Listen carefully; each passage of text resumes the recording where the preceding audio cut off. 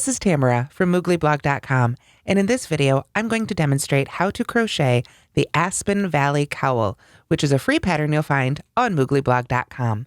Please go to the link in the description for a link to the written pattern, as well as all the supplies you need, or you can Google mooglyblog.com Aspen Valley Cowl.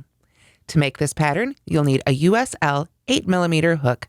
This one shown here is by Susan Bates. You'll also need one skein or 250 yards of Red Heart Super Saver brushed. This is a 4 worsted weight yarn, 100% acrylic. The finished size fits most teens and adults, and it's made in one piece. In addition to the hook and yarn, you will of course need your standard crochet supplies, scissors, a yarn needle, and a couple stitch markers. Let's take a look at the finished cowl first. The Aspen Valley Cowl is made in one piece from the bottom up, and the first section is made in turned rounds, which I'll be demonstrating here shortly, and then the top section where it kind of straightens out for a funnel or a turtleneck, that is made in a spiral. If I lay it out this way, you can see it laid out the same way it is in the schematic in the written pattern, which includes the dimensions, but you can see basically when we're working in those turned rounds or turned rounds, joined rows, however you want to call it, we are creating a decrease here that goes in. We start here at the bottom with our longest row and then decrease until we get to our neck width, and then we just work even in that spiral. So let's go ahead and get to work on our own Aspen Valley Cowl. So now you can take a closer look at Red Heart Super Saver brushed. It really has some great texture and fuzziness to it, but it's just as easy care as Red Heart Super Saver, and it feels wonderfully soft. So to begin this pattern, we want to leave a long tail because we're going to use it for just a little bit of seaming at the end. So you don't have to go crazy, just 6 to 10 inches or so, just a little bit extra there than you might normally leave. Then we're going to go ahead and begin with a row of foundation double crochets. Now in the written pattern, it calls for 90 foundation double crochets. However, if you prefer to avoid the foundation double crochet, you can instead chain 92, skip the 2 chains closest to the hook, and then double crochet in each remaining chain across. Basically, you just want to have a row of 90 double crochets at the end of your first row. But to make the foundation double crochets, and I do have a separate video tutorial for this if needed, very quickly, I start with a chain of 2, then I yarn over, I go into the chain furthest from the hook, the first chain made, yarn over and pull up a loop, get my 3 loops here nice and even on my hook. Now that chain I just pulled up will be the chain at the bottom of our first double crochet, the foundation chain, if you will. So I will yarn over and pull a loop up through that chain, and then we can finish our double crochet as normal. Yarn over and pull through 2, and yarn over and pull through 2. So that's the first one. To make the other 89, we would yarn over, insert our hook under the 2 loops at the bottom of that first one we made. If we look closely at it, you can see there's 2 loops right down there at the bottom. Remember, that's the foundation chain there at the bottom of that first stitch. So now we yarn over and pull up a foundation chain for the bottom of our next stitch. Then we yarn over and pull a loop up through that. And then we finish our double crochet. Yarn over and pull through 2, and yarn over and pull through 2. So let's do one more together. We yarn over, go under the 2 loops at the bottom of the previous stitch. Yarn over and pull up a loop. That becomes our new chain. Yarn over and pull through that loop, and then finish our double crochet. So we want to have a total of 90 double crochets at the end of the first row. So I'll see you when we're about done with round 1. Now, as we've talked about, you're supposed to make 90 double crochets, but I'm going to make a smaller one here just for the purposes of demonstration. So after you've got your 90 double crochets made, whichever method you prefer, then it's time to join. And we're going to join with a slip stitch in the 3rd stitch of this round. So to do that, what we want to do is we want to bring the other side around as if we were going to just join in the round normally. We want to make sure to be careful that we don't twist it either direction. We want to make sure sort of lay it out as needed and bring that other side up just as if you were going to join in the round. But instead of joining to that first stitch, we're going to go ahead and join to the 3rd stitch in. So there's 1, 2, 3.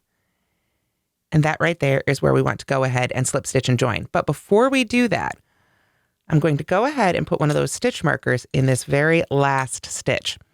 Because we're working in turned rounds, it can get a little bit confusing with slip stitches and the back and forth, and the more you can use these stitch markers to help you, the easier it will be.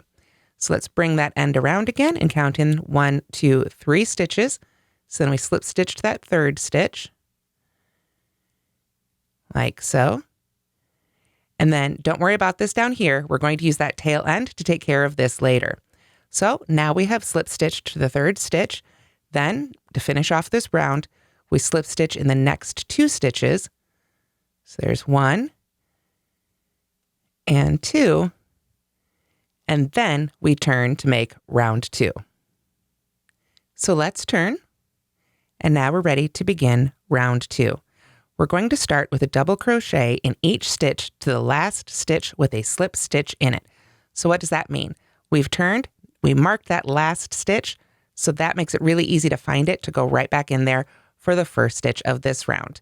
Now, when we make this stitch, looks like I need to pull up some more yarn there, but after we make this stitch, we do need to go ahead and put a stitch marker in it. It will just help us out a lot more as we continue through the pattern. So let me pull some more yarn up here for my skein. There we are. And then we simply double crochet all the way around. We can go ahead and take that stitch marker out of the way. It's done its job. And we're just going to double crochet in each stitch. Now, the even numbered rows for now are the wrong side rows, and the right side rows, or the rather should say the odd numbered rows are the right side rows, but it doesn't really matter if you flip it inside out, back and forth as you crochet, as you work in these turned rounds. However you want to hold it is best for you. However it works. Don't worry about that. We can, of course, flip it all right side out when you're all done. But basically, you'll just continue to double crochet in each stitch around until you get real close to the end there, and then we'll come back and take a look at that together. Okay, so I'm almost done with round 2, but I want to show you what this looks like. You can see right there is our first marked stitch of this round. You can see right here, this is the stitch that it was slip stitched to, that when we did those slip stitches up the side and then started working this round, that is the last stitch. We want to work in it one more time to put a double crochet in that same stitch that has the slip stitch. So now at the end of round 2 on your full size cowl, you should have a total of 86 double crochets. So if you want to count your stitches at the end of every round, I do recommend you do it before you do the joining at the end of the round. While you've got them sort of separated like this, and you can start with the one with the stitch marker and count all the way around. It's just a lot easier to count your stitches before you do the joining at the end of this round. So now that we're going to say we've counted them, we've got the right number, we're going to go ahead and put a stitch marker again in this last stitch of the round. And then we're going to slip stitch in the second stitch of the same round. So remember, this was actually the first stitch of this round, even though it looks like we're now up above it. We're going to skip over that one and slip stitch in the next one, like so. Then slip stitch in the next 2, 1 and 2, and that's it for round 2. We can go ahead and take that stitch marker, that first stitch marker out, and now we're ready to turn and work round 3. So rounds 3 through 14 are all going to be repeats of round 2. So what does that look like? If you'll remember, we start off by double crocheting in that very first stitch there, the one we've got marked. Go ahead and put a stitch marker in this one. Now it's the new first stitch of this round. And we can take that stitch marker out of our way. It's done its job. And then double crochet again in each stitch around until you get to that stitch with the slip stitch in it. Then we'll double crochet in that stitch and then join to the second stitch of the round. But we'll go ahead and do that together one more time. So continue to double crochet around, and I'll see you when we get to the end of round 3. So here we are at the end of round 3, almost. You can see right there's the stitch with the slip stitch in it. So we want to make sure to work into that one. And then we can pause here and count our stitches if necessary. Make sure we add a stitch marker to that last stitch of the round. And then join to the second stitch of the round. Make sure you skip that first one. Join to the second one and slip stitch in the next 2 stitches. And then turn, and you'll be ready to continue going. So repeat just like that through round 14. Then we'll be ready for round 15, where we start working in a spiral. Now, round 15 should be an odd numbered row, and officially here I'm on an even numbered row, but we're going to fake it a little bit. So for round 15, we just turn and double crochet in each stitch around, and we double crochet with this stitch with the slip stitch in it. However, we do not join or turn. So to begin round 15, we start again just as we did all the previous ones. Work in that marked stitch and go ahead and mark that first stitch there. But then just continue to double crochet around till you get to that stitch with a slip stitch in it, double crochet in that one as well, and I will see you when we're ready to finish up round 15 and continue with the rest of our cowl. So when you get to the end of round 15, before the join, it looks like all the rounds previous. But the trick is we're not going to do our slip stitch join. We're going to just continue working in a spiral. You can see when we get to the end of round 15, just like the other rounds, we're kind of up above the beginning of that same round. So it's perfect for continuing in a spiral. Now, when you work in a spiral, you can choose to either mark the last stitch of every round or the first stitch of every round, whichever you prefer. But as long as you mark one of them, then you'll always know sort of where you're beginning or ending. I like to just keep a stitch marker in the first stitch of each round. So to continue on then with round 16 through 19, we just double crochet in each stitch around. Don't worry about joining.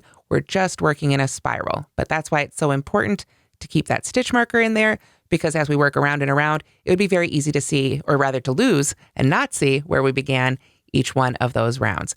So just continue to double crochet all the way around in every stitch for rounds 16 through 19.